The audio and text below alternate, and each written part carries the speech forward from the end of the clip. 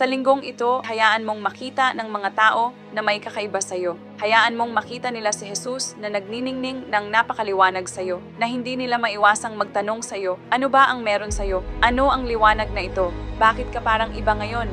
Ano ang nangyari sa'yo sa linggong ito? Ano ba itong kaligayahan at kapayapaan na mayroon ka? Hayaan mong makita ng mga tao si Jesus sa iyo ngayong linggo. Hinahayag ko ang mga tagumpay sa iyong buhay. Hinahayag ko ang pag-unlad sa iyong buhay at ang mga bagong pintuan ay magbukas na dati ay sarado. Dahil sa iyong pagsuko, nakikita ko ang mga gantimpala na darating, pagpapala na darating. Naway mapuno ka ng kasaganaan ng kapayapaan. Naway mapuno ka ng labis na kagalakan sa pangalan ni Jesus. Ikaw ay hindi na tulad ng dati mula ngayon. Ikaw ay mayroong apoy ng banal na espiritu. Ikaw ay nagliyab sa araw na ito, ngayon, mag-alab para kay Jesus. Hallelujah!